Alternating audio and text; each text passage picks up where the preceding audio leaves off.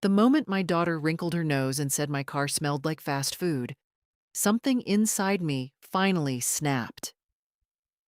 We were standing in the kitchen of the house I paid off 12 years ago.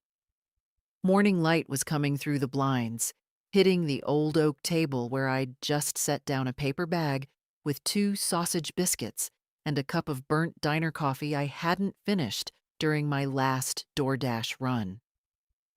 Vanessa leaned against the counter, arms folded, looking at me like I had tracked mud across a white carpet.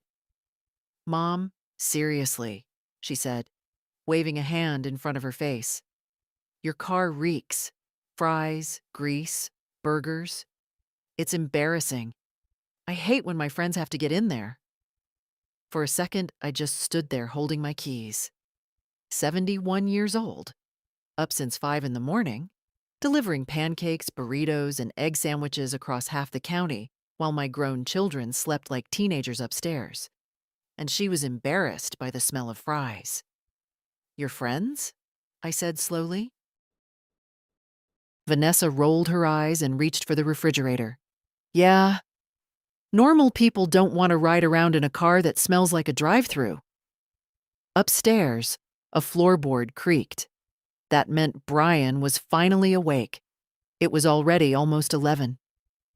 My son shuffled down the stairs a minute later in the same gray sweatpants he'd been wearing for 3 days.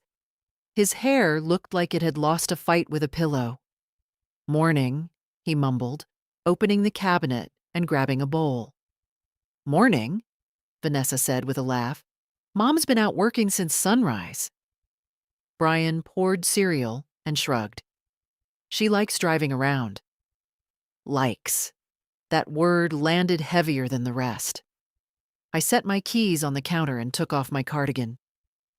The kitchen smelled faintly of maple syrup and cold coffee. There was also a trace of something sweeter, the cardamom bun I'd bought from a little bakery downtown during a delivery. I'd planned to eat it later. Instead, I just stood there watching my 2 adult children move around my kitchen like they owned the air in it. Brian sat at the table, scrolling on his phone while chewing cereal loud enough to echo. Vanessa grabbed a bottle of almond milk and poured it into a glass, glancing at me again. "You know," she said casually, "if you're going to keep doing that food delivery thing, you should at least get the car detailed or something. It's kind of depressing." Depressing. That was the word she chose. Not hardworking, not responsible, not necessary. Depressing. I looked at the sink full of dishes neither of them had bothered to wash the night before. A pan still had dried tomato sauce glued to the bottom. Someone had left a spoon stuck upright in a bowl of oatmeal that had hardened into something resembling plaster. The Wi-Fi bill was on the counter under a magnet shaped like a lemon. I paid that. The electric bill too. Groceries, insurance, property taxes. Every single thing in this house ran through me, and yet somehow I was the embarrassing one. Brian glanced up from his phone. "Hey, Mom, did you grab more eggs while you were out?" I let out a quiet breath. "No," I said. Vanessa sighed dramatically. "Great. I was going to make shakshuka later." I almost laughed at that. Shakshuka. In my kitchen. With eggs I would have paid for. For years I had told myself they were just getting back on their feet. Jobs fell through. Rent got expensive. The economy changed. Little excuses, stacked one on top of another like dishes in that sink. But standing there with the smell of coffee and cold hash browns still clinging to my jacket, I realized something uncomfortable. They weren't struggling. They were comfortable. Because I made it comfortable. Vanessa took a sip of her almond milk and wrinkled her nose again. "And seriously," she added, "you should do something about that car. It smells like a McDonald's parking lot." I picked up the paper bag from the table and folded the top neatly. Then I walked to the trash can and dropped it inside. Neither of them noticed. Brian was watching some video on his phone. Vanessa was texting someone. For a long moment, I just stood there, listening to the quiet hum of the refrigerator. 71 years old. Still working. Still paying. Still being talked to like a nuisance in my own house. That was the moment the idea first slid quietly into my mind. Not loud, not dramatic. Just a simple thought. What would happen if this house stopped being theirs? Hello, my friends. It's Grace. Our heroine Helen is 71 and still working while her adult kids sleep all morning. Hearing a daughter talk to her mother like that, it really says a lot. Tell me, have you ever seen something like this in a family? If you had walked through my house around noon most days, you might have thought you'd stepped into some strange retirement home where the young people were the ones being cared for. By 11:30, the blinds were usually still half-closed upstairs. The hallway smelled faintly of body spray and microwave popcorn. Somewhere a phone alarm would buzz for 10 minutes before someone finally slapped it silent. Meanwhile, I had already delivered 3 breakfasts, 1 oat milk latte, and a paper bag full of bacon croissants to a law office downtown. My mornings started at 5. I kept a small thermos in the car and a wool blanket folded behind the passenger seat for winter mornings. My Buick wasn't fancy, but it ran steady. The seats held the faint perfume of 1,000 deliveries. Fries, garlic knots, cinnamon rolls, once even a container of pho that leaked star anise broth into the floor mat. Vanessa said the smell embarrassed her, but that smell paid the electric bill. I hung my cardigan on the back of a chair and started filling the sink with hot water. The dishes from last night clinked together as I stacked them. Someone had tried to rinse the pasta pot, but left a red ring of sauce hardened along the rim. From the table, Brian spoke without looking up from his phone. So, no eggs? No eggs, I said. He sighed like a disappointed prince. Guess I'll just order something. Of course he would. Vanessa was scrolling through something on her tablet now, legs crossed on the couch like she was in a cafe instead of her mother's living room. You should try that Thai place on Maple, she told him.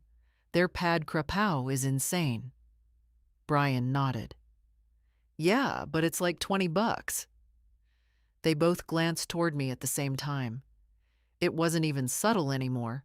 For years, I used to jump in right there. I'd say something like, "Don't worry, I'll grab groceries later, or I'll cover it this time." Today, I kept scrubbing the pan. The water smelled faintly of lemon soap.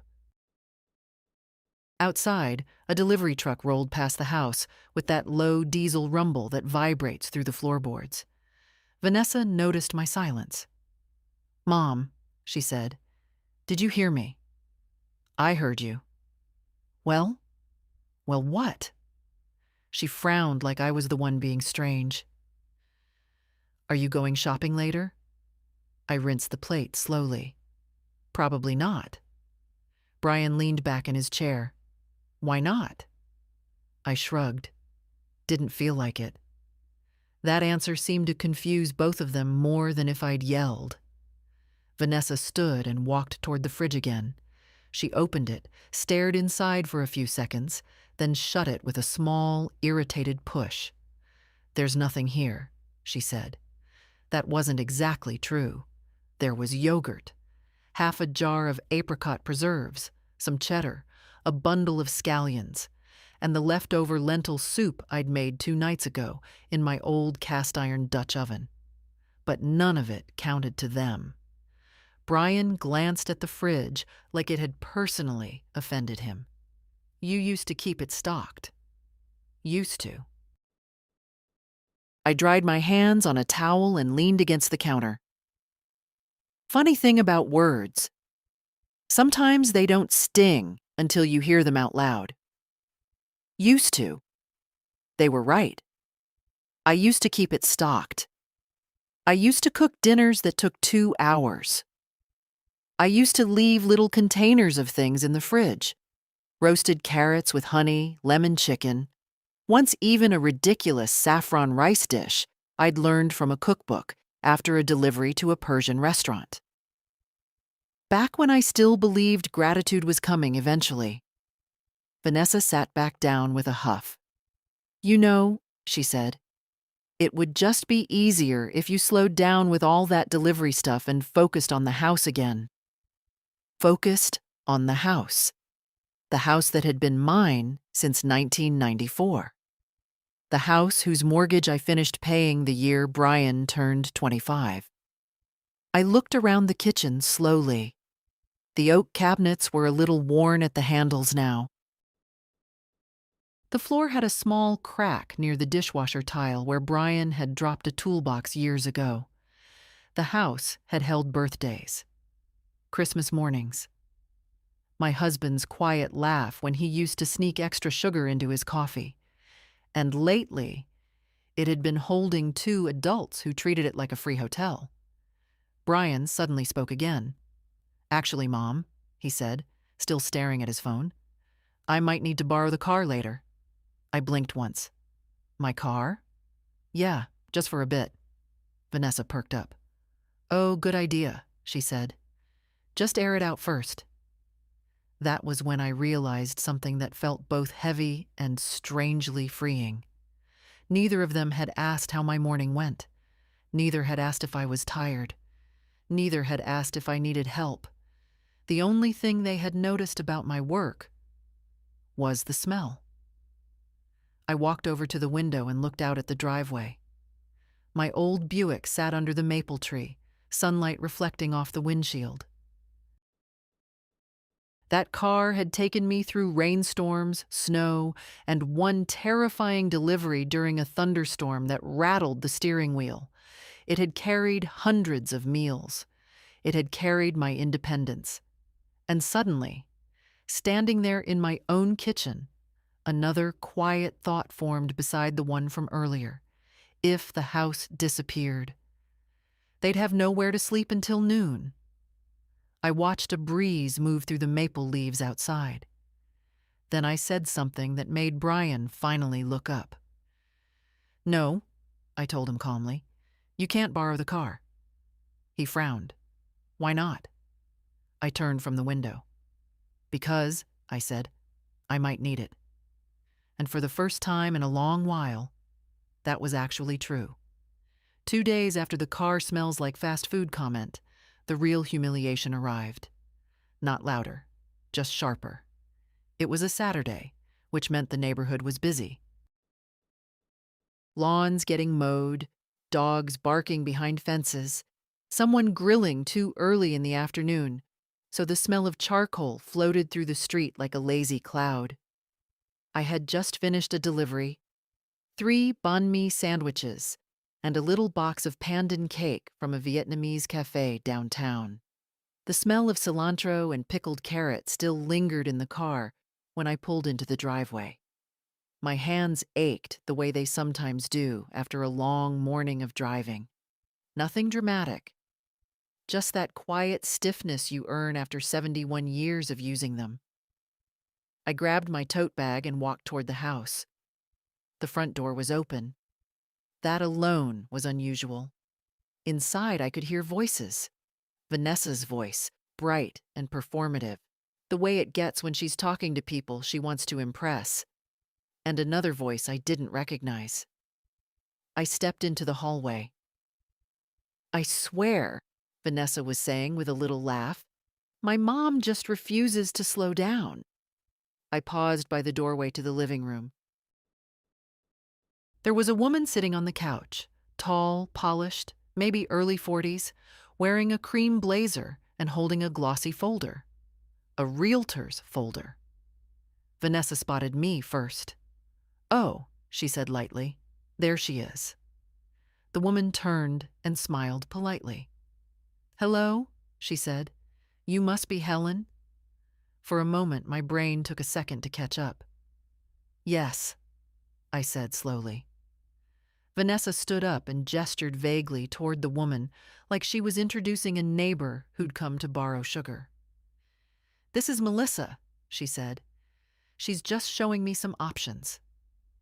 Options. The word hung in the air. Melissa extended her hand. I work with a local brokerage, she said warmly. Your daughter mentioned she might be looking at places nearby in the next year or two. Next year or two. That sounded suspiciously like a story Vanessa had rehearsed. Oh? I said. Vanessa gave me that tight little smile she uses when she's pretending everything is normal. Yeah, she said quickly. Just exploring possibilities. I set my tote bag down slowly on the entry table. Inside the bag were two things: a folded DoorDash receipt and a small paper box holding a lemon tart the cafe owner had slipped in as a thank you for always being polite. Suddenly, I felt very tired. Melissa opened the folder and spread out a few glossy photos on the coffee table. Townhouses, new builds, open kitchens with white marble islands that probably stained the first time someone spilled wine. Vanessa pointed at one. That one's nice, she said. Melissa nodded. It's in a gated community, quiet area, a lot of young professionals. Young professionals. Brian wandered into the room at that moment, scratching the back of his head. What's going on? Vanessa gestured at the photos. Just looking at houses. Brian leaned over the table. Whoa, he said. Those look expensive. Melissa smiled politely again. Well, it depends on the financing. Vanessa waved her hand casually. Oh, we'd figure it out. We. That word landed in the room like a dropped glass. I watched my daughter lean over those photos as if she were already living in them, already arranging furniture, already inviting friends over. And not once did she glance in my direction to ask the obvious question. How exactly do you plan to afford that? Melissa finally turned to me again. Your daughter says you've been here quite a while, she said kindly. Since 1994, I replied. Her eyebrows lifted slightly. That's wonderful. Vanessa laughed. Yeah, Mom's basically glued to this place. Glued. Like I was some old piece of furniture no one had gotten around to throwing away yet. Brian flipped one of the photos over. Wait, he said. How much is this one? Melissa mentioned a number. Brian whistled. Vanessa didn't. Instead, she said something that made the air in the room change temperature. Well, she said, glancing at me briefly, eventually we'll have the equity from this house anyway. Eventually. Equity. This house? It was such a casual sentence. So smooth. As if my life had already been converted into their future down payment. I looked at the photographs again. Bright kitchens. Clean walls. Empty rooms waiting for someone else's story. And suddenly, something inside my chest settled into place. Not anger. Not even sadness. Just clarity. Melissa gathered the photos neatly. Well, she said, I should probably get going. Vanessa, I'll email you the listings. Vanessa walked her to the door, chatting brightly. Brian went back to the kitchen to look for something else to eat. I stayed where I was. When the front door finally closed again, Vanessa turned back toward the living room. She saw me standing there. What? She said. I picked up the little lemon tart box from my tote bag. Then I asked the question very calmly. Vanessa, I said, when exactly were you planning to buy a house? She rolled her eyes. Relax, Mom. It's not like we're moving tomorrow. I nodded slowly. No. Not tomorrow. But suddenly, 4 days felt like a very interesting number. After Melissa left, the house went back to its usual rhythm, which is to say, none at all. Vanessa disappeared upstairs with her laptop, probably already imagining where she'd put a couch in those glossy townhouse photos. Brian hovered around the kitchen like a confused raccoon, opening cabinets and closing them again, as if food might magically appear if he checked the same shelf 5 times. I took my lemon tart to the back porch. The porch had always been my quiet place. My husband built the little cedar bench out there himself sometime in the late 90s. The wood had faded into a soft gray over the years, and the armrest still had a small burn mark from the time he dropped a cigar during a thunderstorm. I sat down and opened the pastry box. The tart was delicate. Thin crust, pale yellow filling, a dusting of powdered sugar. The cafe owner had slipped it into my delivery bag earlier that morning and winked. "For the nicest driver we have," he'd said. Funny how strangers sometimes treat you better than family. I took a small bite. Bright lemon. Just enough sweetness.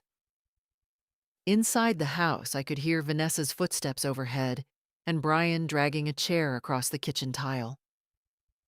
For a long time, I'd told myself this was temporary. That's the story parents tell themselves when adult children come home. Just until they get stable again. But stability had quietly passed them by years ago. What they had now was something else entirely. Comfort. And comfort, when it lasts long enough, hardens into entitlement. A breeze moved through the maple tree above the porch. A few early autumn leaves scraped softly across the deck boards. I looked out at the yard. We planted that maple the same year Brian started kindergarten. It was barely taller than him back then. Now the branches stretched wide enough to shade half the driveway. 30 years will do that. 30 years will grow trees. 30 years will pay mortgages. 30 years will build a house. And apparently, 30 years will also teach your children to believe it all belongs to them. I finished the tart and brushed the powdered sugar from my hands. Then I went inside. Brian was standing in front of the open refrigerator again. "You sure we don't have eggs?" he asked without turning around. "I'm sure," Vanessa called down from upstairs. "Mom, did you move my charger?" "No." A few seconds later, her bedroom door slammed. I walked to the hallway closet and pulled down an old plastic storage bin from the top shelf. Inside were folders, dull manila ones I hadn't opened in years. Mortgage documents, tax records, insurance policies, the quiet paperwork of a life. I carried the bin to the dining table and sat down. Brian glanced at the stack. "What's all that?" "Old house papers," I said. He nodded vaguely and went back to his phone. That was the thing about my children. They were curious about food, money, Wi-Fi passwords, but not about anything that actually built the life around them. I opened the first folder. The mortgage statement from the final payment was still there. Paid in full. The date printed across the top made me smile a little. I remembered that day clearly. Your shoulders feel different when the bank no longer owns the roof over your head. I flipped to the deed. Helen Mercer. Only my name. My husband had insisted on that years before he passed. "Just in case," he'd said quietly one evening while we were sorting paperwork. I hadn't understood then how wise that was. Upstairs, Vanessa's voice floated down the hallway. "Brian, do we still have that almond granola?" "No idea." I turned another page. Property tax records, utility bills, insurance renewals.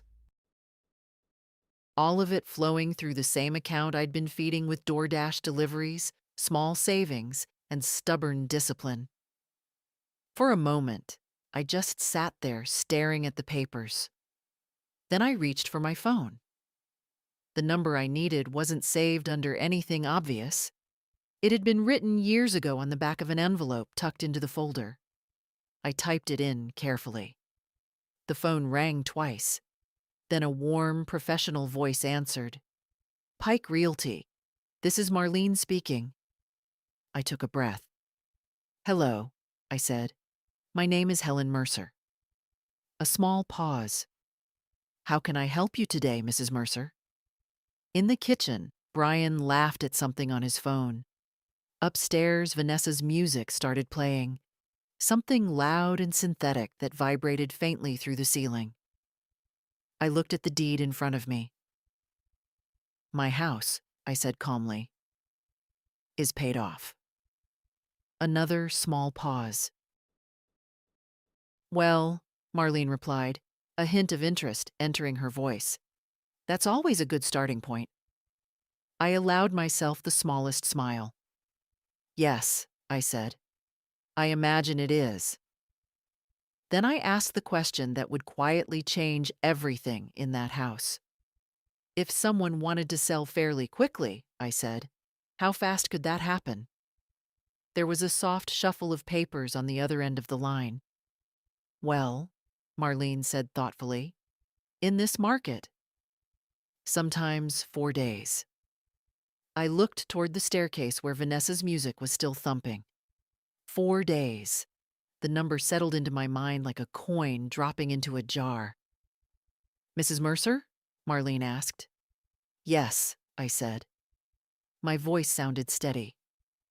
Would you like me to come take a look at the property? I glanced around the kitchen one more time. The sink was finally empty. The lemon magnet still held the Wi-Fi bill to the fridge. And upstairs, my adult children were living their peaceful, consequence-free afternoon. Yes, I told her. I think that would be a very good idea. Marlene Pike arrived 2 days later at exactly 9 in the morning. That alone already put her ahead of most people in my life. The sky was still pale with early light when her silver SUV pulled into the driveway. I had just come back from my first delivery of the day, 2 breakfast burritos and a cup of horchata from a little Mexican cafe that had started opening early for construction crews. The smell of cinnamon rice milk still lingered in the car. I watched Marlene step out and look up at the house. She was in her late 50s, maybe.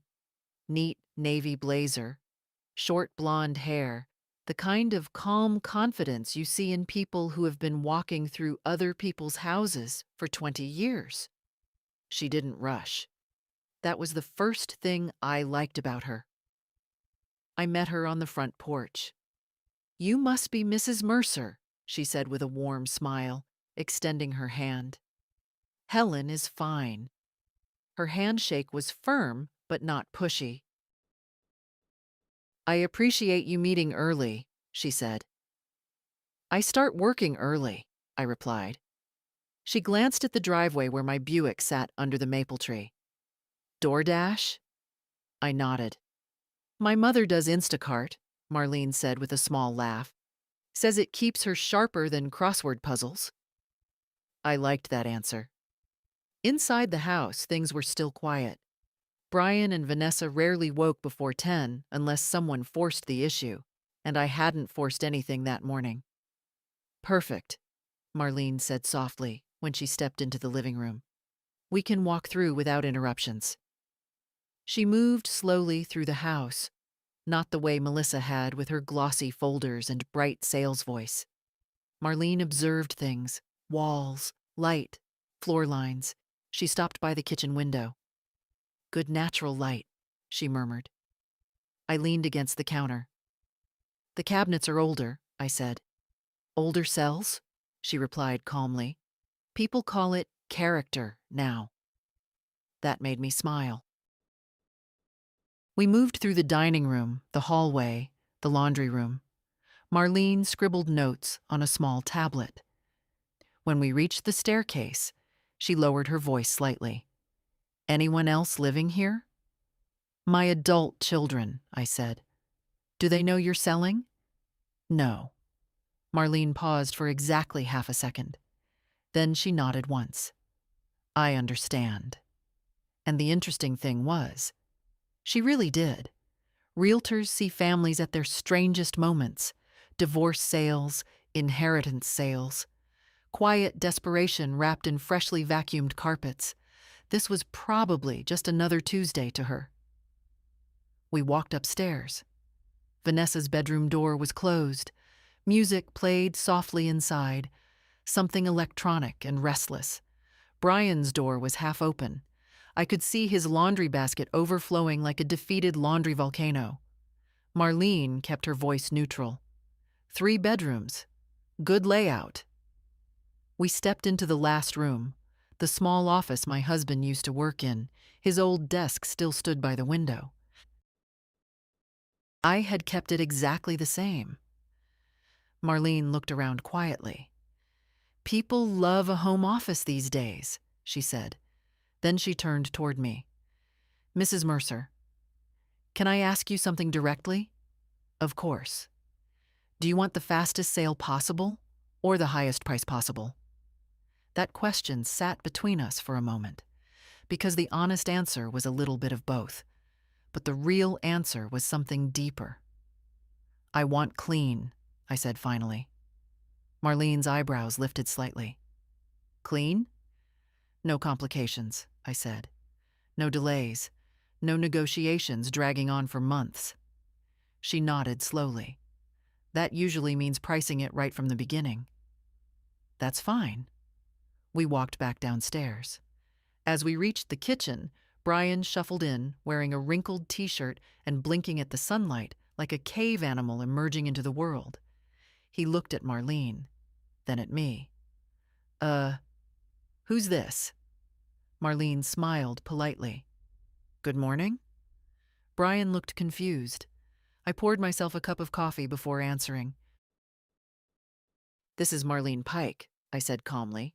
She's a realtor. Brian scratched his head. A realtor? Mm-hmm. He looked from me to Marlene again. For what? Marlene glanced at me, giving me the choice. I took a slow sip of coffee. Then I said the sentence as evenly as possible. She's here to help me sell the house. The silence that followed could have been bottled. Brian blinked twice. Wait, he said. What? Upstairs, Vanessa's music stopped suddenly, which meant she had probably heard every word through the floorboards. Marlene closed her tablet with quiet professionalism. Well, she said gently, I'd say this house will photograph beautifully. Brian stared at me like I had just spoken another language. Mom, what are you talking about? I set my coffee cup down, and for the first time since that conversation in the kitchen, I felt completely calm. Don't worry, I said. You'll have plenty of notice. For about 5 seconds after I said, she's here to help me sell the house, Brian just stood there blinking. Not angry, not even confused enough to ask the right questions. Just stunned, like someone who had been dropped into the middle of a movie halfway through. What house? He asked finally. Marlene didn't laugh, but I saw a tiny flicker in her eyes. This one, I said. Brian leaned against the counter. Mom, you can't just sell the house. Of course I can. Upstairs, a door opened. Vanessa's footsteps hit the hallway fast, the sharp, irritated kind she makes when something has interrupted whatever she was doing online. What's going on? She called down.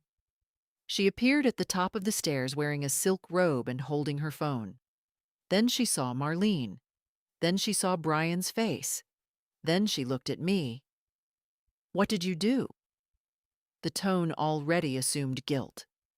I folded my hands calmly on the counter. I'm selling the house. Vanessa actually laughed, not a pleasant laugh. That's ridiculous laugh. Mom, she said, shaking her head. Very funny. Seriously, though, what's she doing here? Marlene stood with perfect professional patience, her tablet tucked neatly against her side. I'm a listing agent, she said politely. Vanessa's smile slowly disappeared. You're joking. No. Brian finally pushed himself away from the counter. Wait, he said, running a hand through his hair. Hold on. You're not actually selling the house, right? I took another sip of coffee. Yes. Vanessa walked down the stairs quickly. You can't do that. I tilted my head. Why not? She opened her mouth, closed it again, then tried something else. Because we live here. That word again. We. I looked at her carefully. You stay here. Brian frowned. Mom, what's that supposed to mean? It means the house belongs to me. Vanessa crossed her arms.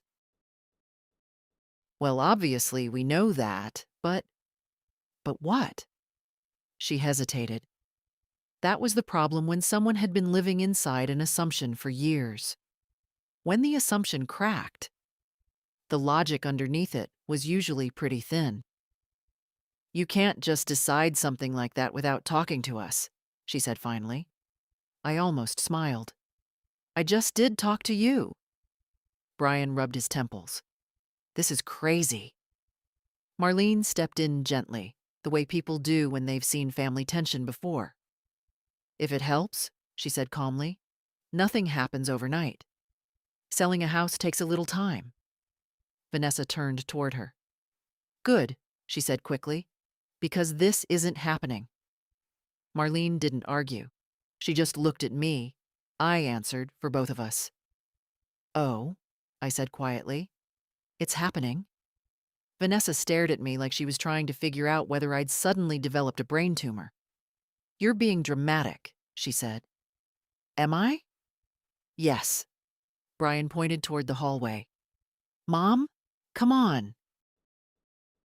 Let's just talk about this for a second. We are talking. No, he said, lowering his voice. Like actually talk. He gestured toward the living room. I followed him in there. Vanessa stayed near the doorway with her arms crossed, while Marlene politely pretended to study a framed photo on the wall. Brian spoke first. Okay, he said. What's going on? Nothing. You don't randomly sell a house for nothing. It wasn't random, Vanessa scoffed. This is about the stupid car comment, isn't it? I didn't answer right away, which told her enough. Oh my God, she said, throwing her hands in the air. Mom, you're being ridiculous. Brian looked irritated now. Seriously? Because we said your car smells like fast food. That's not why. Then why? I looked around the living room, the couch, the rug, the bookshelf with the cracked spine of the cookbook my husband loved. Then I looked back at them. You two sleep until noon, I said calmly. Vanessa rolled her eyes. So? You eat the food I buy. Brian opened his mouth to interrupt. You use the internet I pay for, I continued. Vanessa groaned. Here we go. You treat my work like it's embarrassing. Brian shook his head. Mom, nobody said that. You said the smell of fries was embarrassing. Vanessa laughed again. That's not the same thing. I folded my hands. For me, it is. The room went quiet. Brian glanced toward Marlene, suddenly aware there was a stranger witnessing all of this. Look, he said carefully. If you're upset, we can talk about it. But selling the house is extreme. Maybe. Vanessa stepped forward. You're not kicking us out over a smell. I held her gaze. No, I said. I'm selling the house. Marlene cleared her throat softly. Mrs. Mercer, she said, if you're ready, I can schedule the photographer and start preparing the listing. Vanessa turned toward her. You're seriously entertaining this? Marlene smiled politely. I represent the homeowner. Vanessa looked back at me. Her voice dropped. You wouldn't actually do this to us. That word again. Us. I picked up my car keys from the table. I already did, I said. Then I walked toward the door. Where are you going? Brian asked. Back to work? Vanessa stared after me. You're unbelievable. I paused on the porch, turned back once. You might want to start thinking about what you're going to do next, I said calmly, because the photographer comes tomorrow morning. The photographer arrived the next morning at 8:30. His name was Lucas, a thin young man with a camera bag that probably cost more than my Buick. He stepped out of a small hatchback, stretched his arms once, and looked up at the house with the quiet focus of someone already planning angles in his head. I had been up since 5 again. 3 deliveries before sunrise. 1 order of blueberry pancakes, 2 breakfast sandwiches, and a tray of pistachio croissants from a French bakery that always wrapped things in crisp white paper, like it was sending little gifts out into the world. When I pulled into the driveway, Lucas was already setting up a tripod near the walkway. Mornin', he said. Morning. He glanced at the house. Nice place. I looked at it too. It really was. The maple tree had turned slightly more gold overnight, and the early sun lit the front porch in that soft way that makes everything feel calmer than it actually is. Inside the house, things were not calm. Vanessa had been pacing since 7. I knew because she had woken me up at 6:30, knocking on my bedroom door like the house was on fire. Mom, she had said the second I opened it, tell me you're not actually doing this.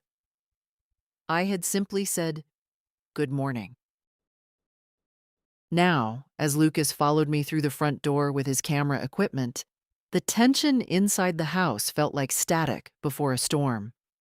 Vanessa stood in the living room with her arms crossed. Brian sat on the couch scrolling his phone, but looking up every few seconds. Lucas paused politely. Should I wait? He asked quietly. No, I said. Go ahead. Vanessa turned toward him. You're seriously going to take pictures of our house? Lucas blinked, then looked at me. I nodded. Yes. Professional instincts kicked in immediately. He smiled politely. Won't take long. Vanessa threw her hands in the air. This is insane. Lucas started in the living room. He adjusted the curtains, moved a lamp 2 inches to the left, crouched low with his camera, then stood on a small folding stool to capture a wider shot. Click, click, click. Each shutter sound felt like another brick being laid in a wall Vanessa couldn't climb over. Brian watched for a while. Then he leaned toward me. Mom, you're really going through with this? Yes. But why now? I thought about that question for a moment. Because the truth was, the decision had been forming quietly for a long time. It didn't begin with the smell comment. That was just the moment the fog lifted. Because I should have done it sooner, I said. Brian rubbed his face. This is going to mess everything up. Lucas moved into the kitchen. The morning light filled the room beautifully. He photographed the countertops, the window, the old oak cabinets Marlene had called character. Vanessa followed him like an irritated shadow. You can't photograph my room, she snapped. Lucas stopped mid-step. Actually, he said carefully, bedrooms are part of the listing. Vanessa looked ready to explode. No. I stepped into the hallway. It's fine, I said. She turned toward me. No, it's not fine. My stuff is in there. Then maybe you should have cleaned it. Brian let out a quiet laugh before catching himself. Vanessa spun toward him. This isn't funny. Lucas waited patiently. Realtors and photographers must see arguments like this every day. Finally, Vanessa stepped aside dramatically. Fine, she said. Take your stupid pictures. Lucas moved upstairs. Brian leaned back on the couch again. You know, he said slowly, Vanessa thought you were bluffing.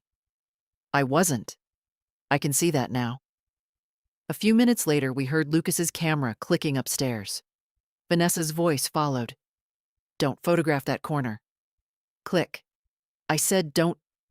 Click. I sat down in the kitchen chair and looked out the window. The maple leaves moved gently in the breeze. 4 days. Marlene had said houses sometimes sold that fast in this market. 4 days. Brian eventually spoke again. So, what happens if it sells? It will. He stared at the floor. And us? That was the first honest question either of them had asked. You'll figure something out, I said. He looked up sharply. Mom. Yes? You can't just throw us out.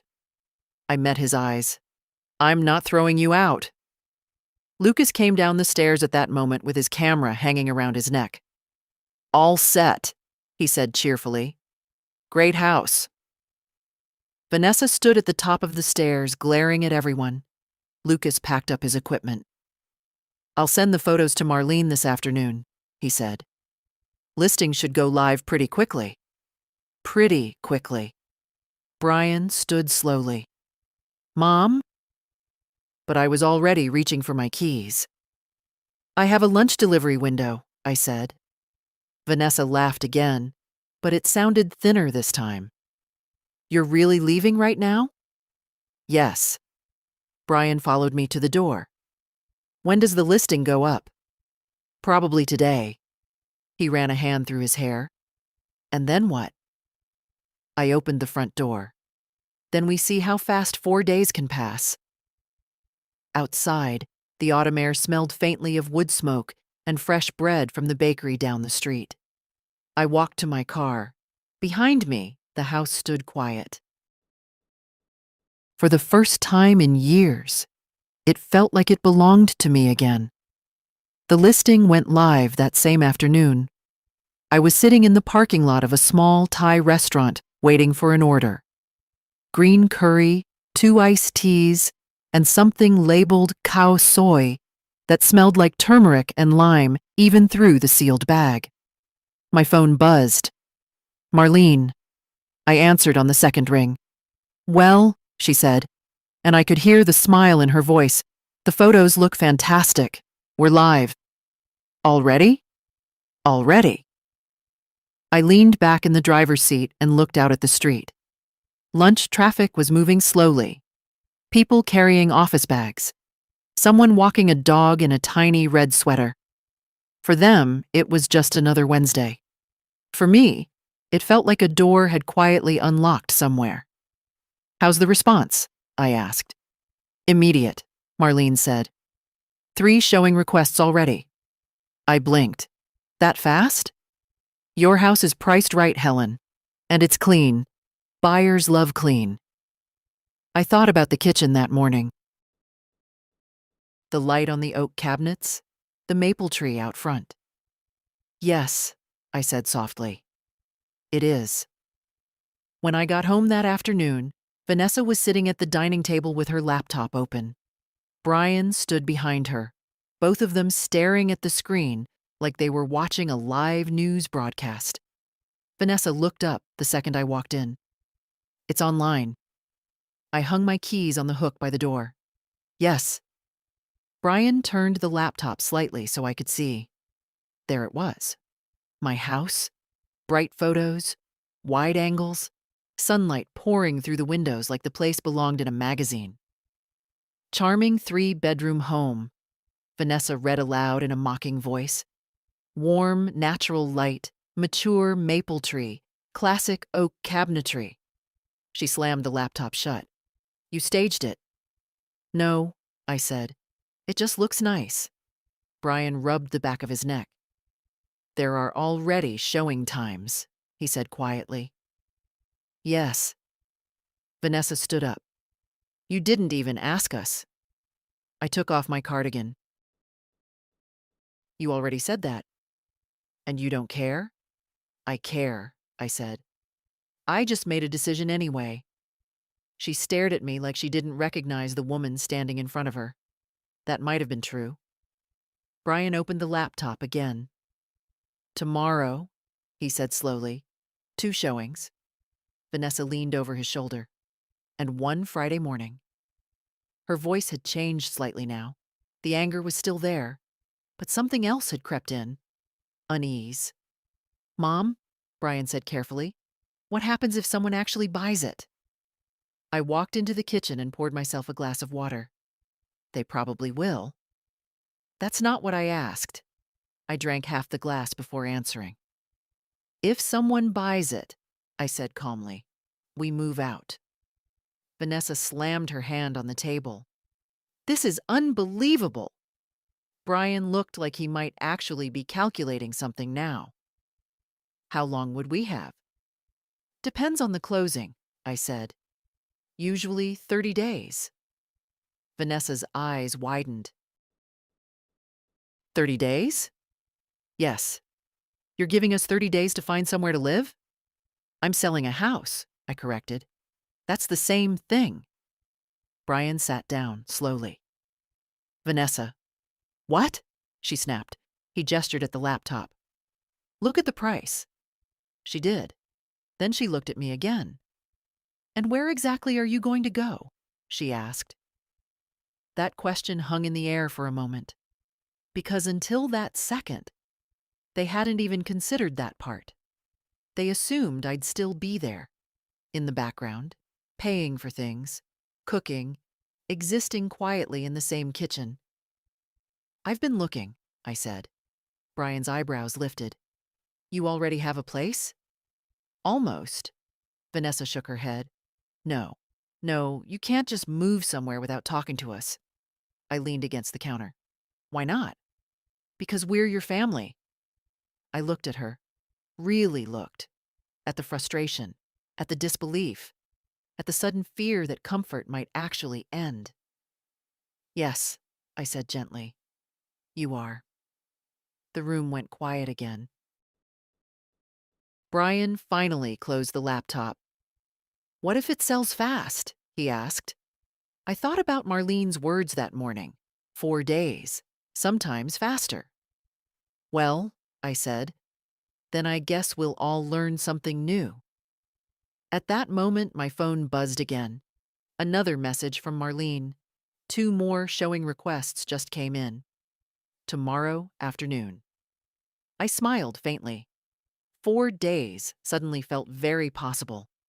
The first showing was scheduled for Thursday at 10 in the morning, which meant, for the first time in years, my house woke up early. At 9:30, I was already wiping down the kitchen counters with lemon cleaner while the smell of fresh coffee drifted through the room. I had finished 2 deliveries before sunrise. A stack of blueberry waffles and a box of delicate almond financiers from the French bakery. Vanessa came downstairs at 9:15. Not noon, 9:15. Her hair was tied up in a rushed knot, and she was wearing one of my old cardigans she must have taken from the hallway closet years ago. You could have told us people were coming this early, she said. I did, I replied calmly. You said Thursday. Today is Thursday? She glared at me. Brian stumbled down the stairs a few minutes later, looking half awake. Are they here yet? He asked. No. He checked the clock like someone waiting for a dentist appointment. Vanessa was pacing now. This is insane, she muttered. Random strangers walking through our rooms. They're buyers, I said. The doorbell rang at exactly 10. Brian froze. Vanessa actually whispered, Oh my God. I walked to the door and opened it. A young couple stood on the porch. Maybe early 30s. The woman held a small notebook, and the man looked around the yard with quiet interest. Behind them stood Marlene. "Good morning, Helen," she said warmly. "Morning." The couple introduced themselves as Daniel and Priya. Polite, respectful. They even complimented the maple tree before stepping inside. That alone earned them points in my book. Vanessa hovered near the staircase like a security guard who hadn't been trained properly. Brian leaned against the wall, pretending to check his phone while secretly listening to everything. Marlene guided the couple through the living room. "Original oak floors," she said. "Beautiful, natural light." Daniel nodded. "Feels very solid." Priya stepped toward the kitchen window. "Oh, I love this view," she said softly. Vanessa crossed her arms tighter. They walked through the kitchen, the hallway, upstairs. Every footstep upstairs made Vanessa twitch. Brian finally leaned toward me. "This is weird," he whispered. "It's called selling a house." A few minutes later, everyone came back down. Priya turned to me. "You've taken wonderful care of this place," she said kindly. "Thank you." Daniel glanced around the living room again. "You don't see houses kept like this very often." Vanessa rolled her eyes so hard I thought they might fall out. After they left, the silence inside the house felt thick. Brian spoke first. "They actually liked it." "Yes." Vanessa paced again. "Well, good for them." Her voice had that sharp edge again, like someone trying very hard to stay angry instead of scared. Brian looked at his phone. "There's another showing in 3 hours." Vanessa stopped pacing. 3 hours? "Yes." She turned toward me slowly. "You're turning our house into an open house circus." I poured myself another cup of coffee. "No," I said. "I'm selling it." The second showing arrived right on time. Then the third. 3 different couples. 3 different conversations about the kitchen, the yard, the maple tree, the quiet street. Each time the door closed behind them, Vanessa's expression got tighter. By evening, the house felt different, like something had shifted under the floorboards. My phone buzzed while I was washing a plate. A message from Marlene. "Helen, call me when you have a moment." I stepped out onto the back porch and returned the call. She answered immediately. "Well," she said. That didn't take long. My stomach tightened slightly. "What happened?" "You have 2 offers already."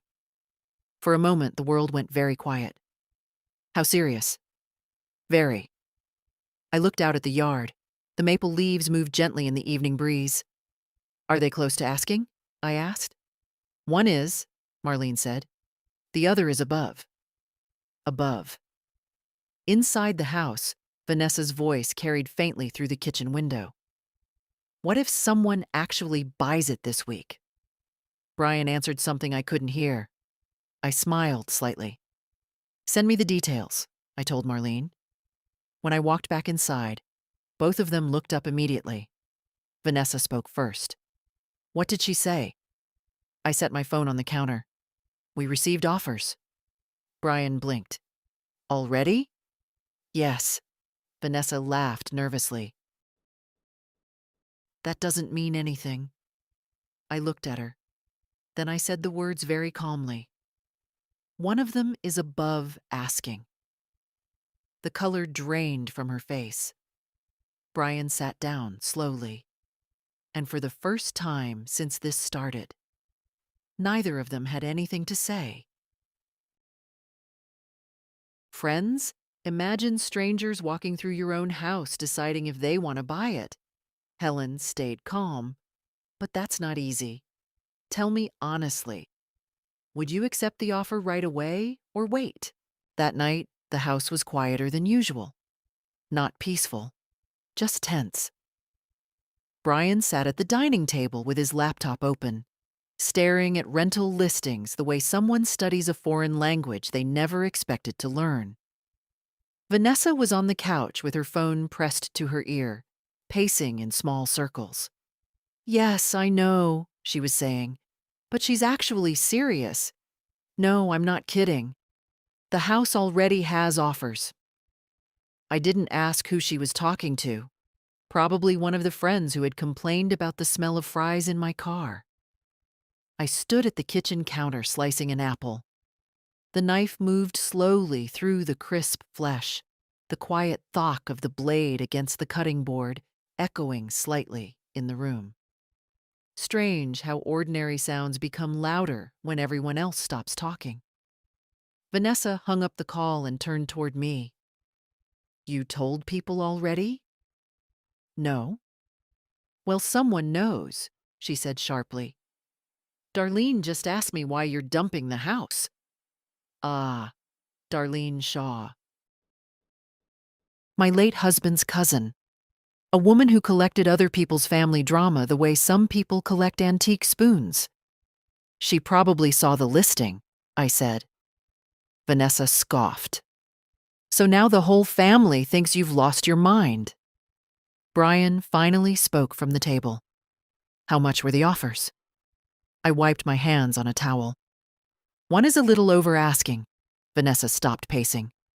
And the other? Quite a bit higher. The room went still again. Brian leaned back slowly in his chair. That's a lot of money. Yes. Vanessa folded her arms. So what? You're just going to take it? Probably. Her voice rose. You didn't even discuss it with us. Brian looked uncomfortable now. Vanessa. No, she snapped. This is ridiculous. She turned toward me. You're making a huge decision that affects all of us. I leaned against the counter. No, I said calmly. I'm making a decision about my house. Her jaw tightened. That's a technicality. I actually laughed at that. At a technicality? Brian rubbed his forehead.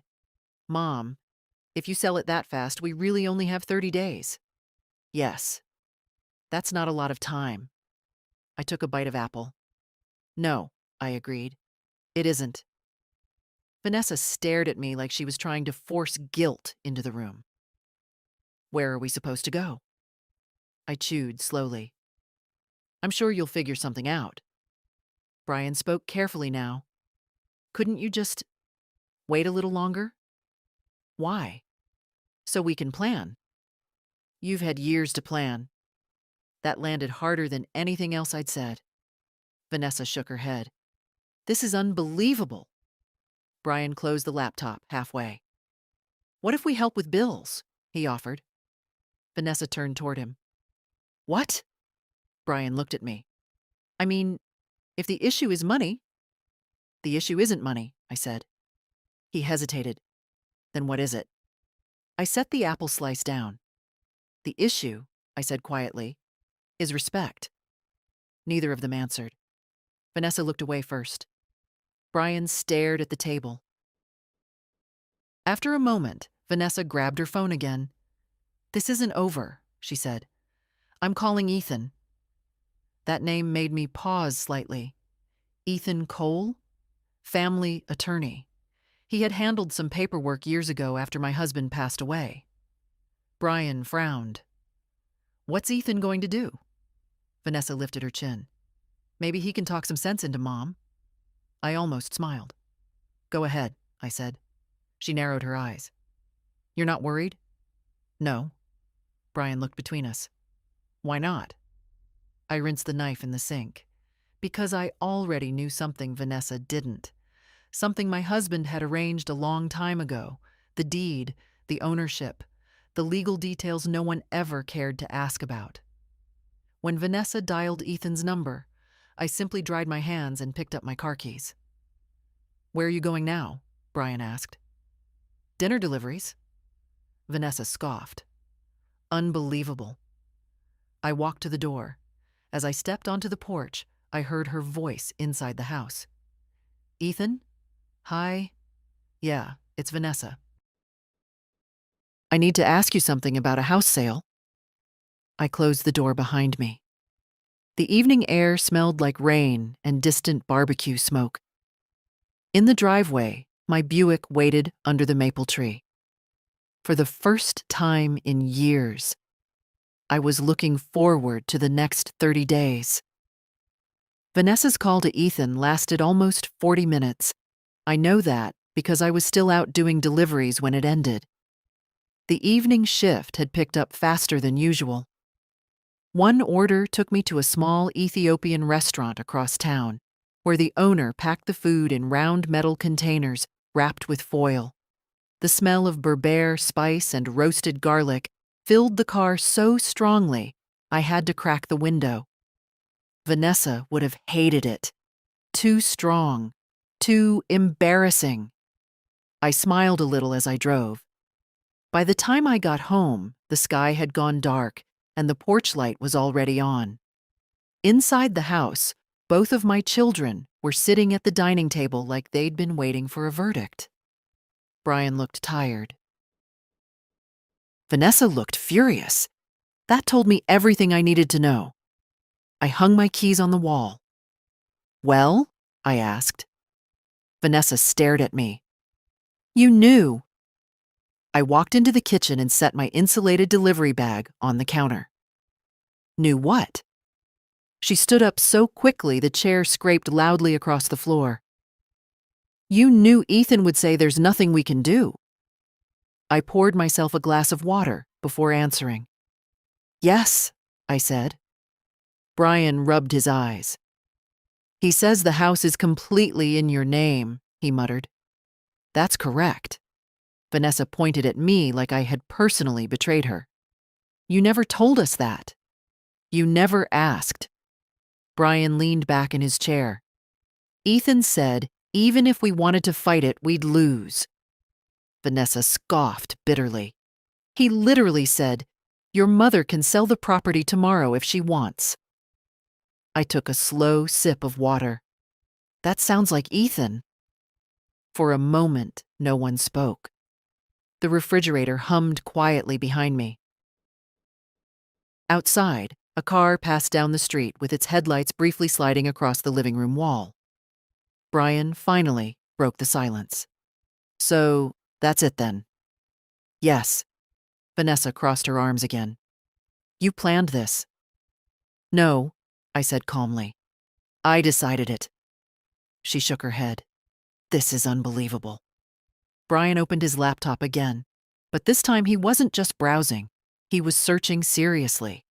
Rental prices, apartment listings, deposit requirements. The real world had finally knocked on the door. Vanessa noticed. "You're not actually looking for places," she said. Brian didn't look up. "What else are we supposed to do?" "She's bluffing." "I'm not." Brian scrolled through another listing. "Two-bedroom apartments are expensive." Vanessa threw her hands up. "Well, we can't afford one right now." Brian finally looked at her. "Then we better figure something out." The tension between them had started to turn sideways now. Not just toward me, toward each other. Vanessa paced again. "This is ridiculous," she said. "She's throwing us out because we made a joke about her stupid food deliveries." "That's not why," Brian said quietly. She spun toward him. "Oh, really? Then why?" Brian hesitated. Then he said something I hadn't expected. "Because we've been acting like idiots." Vanessa stared at him. "Excuse me?" Brian gestured toward the kitchen. "When's the last time you paid a bill here?" "That's not the point. When's the last time either of us bought groceries?" Vanessa scoffed. "Don't start this." Brian looked tired. "I'm just saying, maybe we pushed it too far." For a moment, Vanessa had no answer. She turned toward me again. "Well, congratulations," she said coldly. "You've turned your own kids against each other." I didn't respond. Brian closed the laptop slowly. "What about the offers?" he asked. "I'm reviewing them with Marlene tomorrow." Vanessa laughed again. So you're really doing it? Yes. Brian stood up and walked to the window. The maple tree outside rustled softly in the night breeze. 30 days, he said quietly. That's not much time. No, I said. It isn't. Vanessa grabbed her phone and stormed toward the stairs. Unbelievable, she muttered again. Her bedroom door slammed upstairs a moment later. Brian stayed by the window. For a while, neither of us spoke. Finally, he said something softly. You're serious about leaving too, aren't you? Yes. Where? I found a small place near the river. He turned slightly. Already? Yes. Brian nodded slowly. I guess you really thought this through. I looked around the kitchen one more time. The oak cabinets, the worn floor tile, the refrigerator with the lemon magnet holding the Wi-Fi bill. Yes, I said. I finally did. Brian looked back out the window.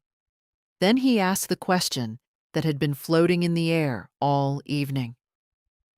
What happens when the house actually sells? I picked up my delivery bag again and carried it to the hallway. Well, I said calmly, in that case, the clock starts ticking. The next morning, the house felt different. Not louder, not calmer, just unsettled. Brian was already awake when I came into the kitchen at 7. That alone told me the world had shifted a little. Normally, he didn't appear before 10 unless something had gone very wrong or very right. He was sitting at the table with a mug of coffee and his laptop open again. Rental listings, application forms, budget calculators, the things responsible adults eventually learn to deal with. Morning, I said. Morning? His voice was quieter than usual. I opened the refrigerator and took out the last container of lentil soup. It had thickened overnight the way good soup does, the cumin and garlic settling into something deeper. Brian watched me for a moment. Mom? Yes? Did you really get offers above asking? Yes. How much above? I gave him the number. He stared at the screen for a second, then let out a low whistle. That's a lot. It is. Vanessa came downstairs 15 minutes later. She looked like she hadn't slept much. Her hair was pulled into a messy knot, and she was wearing one of Brian's hoodies like armor. She stopped halfway into the kitchen when she saw both of us already awake. What now? She muttered. Coffee's fresh, Brian said. She poured a cup without answering and sat across from him. No pacing this time. No dramatic speeches, just quiet irritation. Brian turned the laptop slightly so she could see the screen. Look at this one, he said. Vanessa barely glanced at it. That's tiny. It's affordable, she scoffed. For who? For us? That word hung between them. Us, not including me. Vanessa leaned back in the chair. I'm not living in some depressing shoebox. Brian rubbed his forehead again. Well, unless you've got a better idea. Vanessa didn't answer. She just stared into her coffee. I heated the lentil soup slowly on the stove. The kitchen filled with the smell of cumin, garlic, and tomato. Outside, the maple tree scraped softly against the breeze again, leaves brushing the window like quiet fingertips. My phone buzzed on the counter. A message from Marlene. Helen, the buyers are very serious. One of them wants to move quickly. Can we meet this afternoon? I typed back. Yes. Vanessa noticed the phone. That her again? Yes. She shook her head. You're really going through with this? I didn't respond. Brian looked at me carefully. When would the closing be? About a month. Vanessa laughed quietly. So that's it. Brian looked at her. What? She gestured around the kitchen. This house, our rooms, everything. Brian didn't answer. He knew she was right. The strange thing about big changes is that they rarely arrive with explosions. Most of the time, they show up quietly, like paperwork, like emails, like someone calmly saying 30 days. I poured the soup into a bowl and sat at the table. For a few minutes, none of us spoke. Then Brian said something that surprised both of us. "You know, Sophie texted me last night." Vanessa looked up. "Sophie?" "My daughter." Vanessa frowned. "What did she want?" Brian shrugged. "She asked if Grandma was okay." Vanessa scoffed. "Of course she's okay. She's the one blowing up the family." Brian ignored that. "She said she might come by this weekend." That made me pause. Sophie was 16, sharp-minded, too observant for her own good sometimes. Vanessa rolled her eyes. "Great. Now the kids are getting dragged into this." Brian looked at her. "She just wants to see Grandma." Vanessa didn't reply. She just stared down at the table. Finally, Brian closed the laptop again. "So, when do you decide about the offers?" he asked me. "This afternoon." Vanessa laughed again, but it sounded hollow now. "So we might literally lose the house today." I finished the last spoonful of soup and set the bowl down.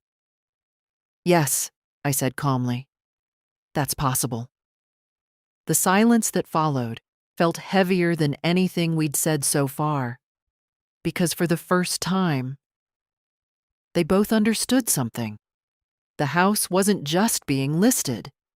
It was already leaving.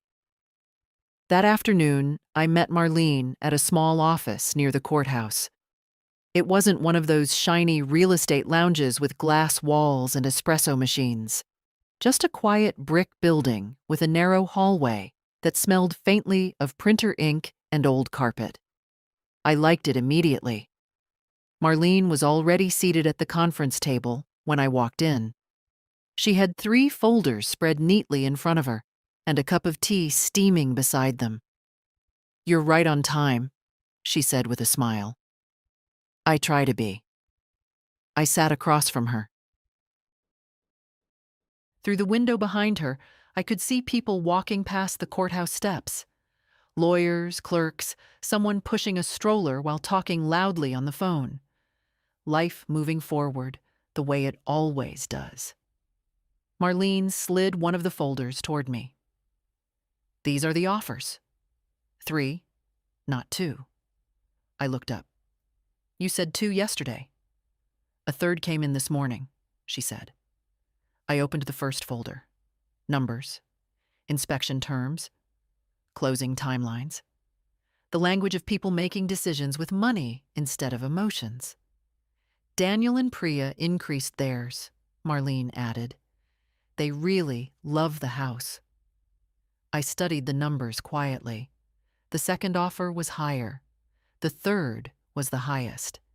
That one came with something interesting: a fast closing and very few conditions. Marlene watched me carefully. "You're in a strong position," she said. "I can see that." I closed the folder and folded my hands. "What would you do?" I asked. She leaned back slightly in her chair. "Well," she said thoughtfully, "if you want the smoothest path, the third offer is probably the one." "The highest?" "Yes." "And the fastest closing?" She nodded. "Very motivated buyers." I thought about the house for a moment. The kitchen window, the maple tree, the old cedar bench on the porch. Then I thought about Vanessa pacing the living room, and Brian staring at rental listings at midnight. "All right," I said. "Let's accept it." Marlene didn't look surprised. She simply nodded and began pulling paperwork toward her. Good choice. We spent the next 40 minutes reviewing documents. Initial here, sign there, confirm the closing timeline. 30 days. Just like that. When the final page was signed, Marlene closed the folder with a soft tap. "Well, Helen," she said, "congratulations." "Thank you. Your house is officially under contract." Those words landed quietly, not dramatic, just final. I stepped outside into the afternoon sunlight a few minutes later. The air smelled faintly of roasted chestnuts from a street cart across the road. I stood there for a moment, letting the feeling settle in my chest. After 30 years, the house was no longer mine, and strangely enough, I felt lighter. When I got home, both of my children were in the living room, waiting. Vanessa stood up the moment I walked through the door. "Well?" Brian looked up from the couch. "Did you decide?" I set my purse on the entry table. "Yes." Vanessa's voice came out sharp. "And?" I looked at both of them. "The house is under contract." The silence that followed was so thick you could almost feel it in the air. Brian blinked once. "Already?" "Yes." Vanessa's face flushed red. "You didn't even tell us you were meeting today." "I mentioned it this morning." "That's not the same thing." Brian stood up slowly. "So, that's it." "Yes." He exhaled slowly and ran a hand through his hair. "When do we have to leave?" 30 days. Vanessa stared at me like she was trying to decide whether to scream or cry. "You're actually doing this," she whispered. "Yes." For a moment, none of us moved. Then Vanessa suddenly laughed. Not a happy laugh. A sharp, brittle one. "You know what's funny?" she said. "What?" "You're going to regret this."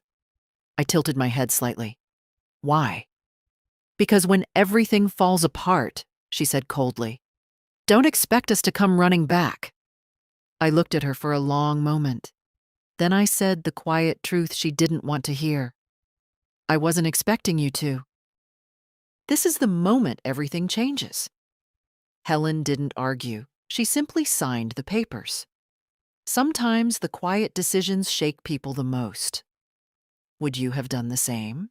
The strange thing about selling a house is that it doesn't disappear all at once. It fades, one drawer at a time, one empty shelf at a time, one quiet room after another. The first week after the contract was signed, the house still looked mostly the same. But if you paid attention, little pieces of it had already started leaving. A stack of my old cookbooks disappeared from the kitchen shelf. 2 boxes appeared by the hallway closet. My winter coat slowly migrated into a suitcase near the bedroom door. Vanessa pretended not to notice any of it. Brian noticed everything. By the second week, the tension in the house had changed shape.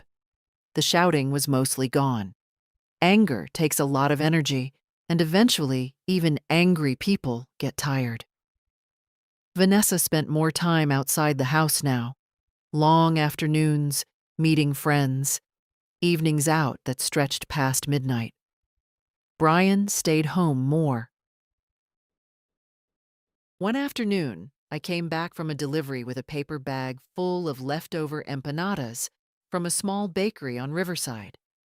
The owner always slipped an extra one into the bag when business was slow.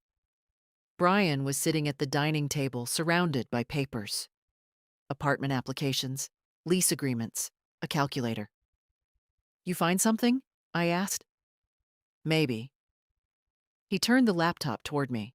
It was a small 2-bedroom apartment above a hardware store about 15 minutes away.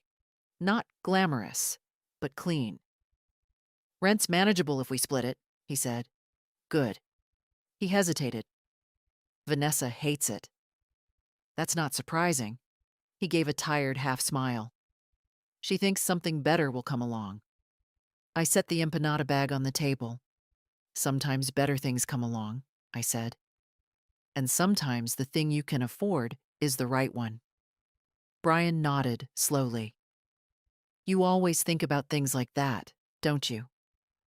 "Yes." We sat quietly for a minute. Then he said something unexpected. I didn't realize how much stuff you actually handle in this house. I raised an eyebrow. Oh? Bills, insurance, property tax, garbage pickup, internet, everything. Yes. Brian rubbed the back of his neck. I guess I never paid attention. That happens. Upstairs, a door slammed, Vanessa leaving again. Brian glanced toward the stairs. She's still hoping the sale falls through? It won't. He nodded slowly. I figured. By the third week, the house started looking hollow. My husband's old office desk was the first big thing to go. I sold it to a young teacher who wanted a solid workspace for grading papers. Watching it leave felt strange, but not painful, more like closing a chapter you'd already finished reading. A few days later, the buyer scheduled the final inspection. Brian stayed out of the way. Vanessa refused to be in the house at all. The inspector walked through every room with a flashlight and a clipboard, checking outlets, water pressure, attic beams. I followed behind him quietly. 30 years of memories reduced to measurements and checklists. That maple tree's in great shape, he said at one point, while looking out the window. Yes, I said. It's been here a long time. When he left, the house felt even emptier. The final week came faster than I expected. Boxes lined the hallway. Closets echoed. Even the refrigerator looked lonely with only a few containers left inside. On the last evening before closing, Brian stood in the kitchen holding a mug of tea. Vanessa signed the lease, he said. That's good. We move into the apartment tomorrow. I nodded. And you? I'm leaving tonight. He blinked. Tonight? Yes. You're not staying for the closing? The lawyer is handling it. Brian looked around the kitchen slowly. Then he looked back at me. You already packed everything important, didn't you? Yes. He nodded again. Where exactly is your new place? Near the river. He smiled faintly. You always liked the water. I did. We stood there quietly for another moment. Then Brian said something that surprised me again. I think Sophie will visit you there. I'd like that. Outside, the evening wind moved through the maple leaves. The sound was softer now, like the house already knew it belonged to someone else. I left the house just after sunset. Not with a moving truck. Not with a long goodbye. Just my Buick, 2 suitcases in the trunk, and a small box on the passenger seat with the things that mattered most. My husband's watch, a bundle of old photographs, a quilt my mother stitched in 1978, and a little tin of Darjeeling tea I'd been saving for a quiet evening. The kitchen lights were still on when I walked out. For a moment, I stood on the porch and looked back through the window. The oak cabinets, the familiar counter, the place where I had made 30 years of dinners. Funny thing is, I didn't feel sad. I felt finished. Brian had already taken the last of his boxes earlier that afternoon. The apartment lease started today, and he wanted to get settled before work on Monday. Vanessa left an hour after him. No goodbye, just the sound of her car door slamming and tires rolling down the street. The house had been completely quiet ever since. I locked the front door, slipped the keys into the envelope my lawyer asked me to leave, and set it on the entry table. Tomorrow, the buyers would walk in with their own keys, their own furniture, their own lives, and the house would start a new story. I got into the car and sat there for a minute. The maple tree rustled above me in the evening breeze. 30 years, a marriage, 2 children, a lifetime of grocery lists, birthdays, burnt toast, winter mornings, and summer barbecues. All of it had happened under that roof. And now it was over, not erased. just complete. I started the engine. The drive to my new place took about 20 minutes. Closer to the river, just like Brian remembered. The apartment building wasn't fancy. 3 floors, pale brick, a narrow balcony overlooking a slow stretch of water that turned silver in the moonlight. But when I stepped inside, it was quiet. Not the tense quiet of a house full of arguments. A peaceful quiet. The kind that lets you hear your own breathing again. I carried my suitcases inside and set the little tea tin on the kitchen counter. The place smelled faintly of fresh paint and clean wood. I opened the balcony door. Cool evening air drifted in from the river. Somewhere nearby, a boat motor hummed softly across the water. For the first time in years. No one needed anything from me. No one was waiting for groceries. No one was complaining about the smell of fries. Just me. And a quiet place to start again. I leaned on the balcony railing and looked out at the river for a long moment. Then I smiled. Because the truth was simple. I hadn't lost a house. I had finally gotten my life back. So that was Helen's story. Some people will say she was right. Others will say family should always come first. What do you think? Did Helen do the right thing? Let me know in the comments, and don't forget to like and subscribe.